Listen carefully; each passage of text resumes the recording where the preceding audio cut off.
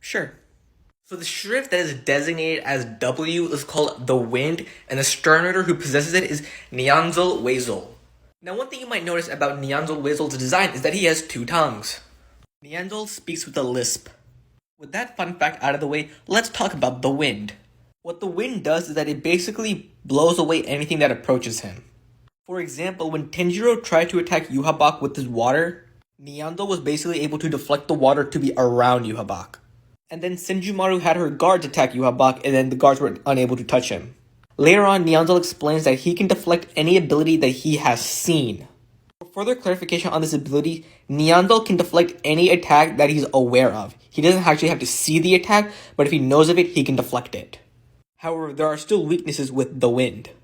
If the user is not aware of an ability, the user cannot stop it. This is shown when Senjumaru replaced Nianzol's clothing, and because Nianzol was not aware of the technique, Nianzol could not stop it. And now while this is basically the only known weakness of the wind, another weakness that I personally think the wind has is that I don't think it's passive. The reason why I do not think the wind is passive is because if it was, then Nianzol would not have the need to be aware of the techniques. But because he has to be aware of the techniques, I think he has to manually activate it. However, I don't have a way to necessarily prove it, this is just my theory. Also, another ability that I forgot to mention is that Nianzol can slice people with it. And while he can do that, the way he does it is unclear, he just slice.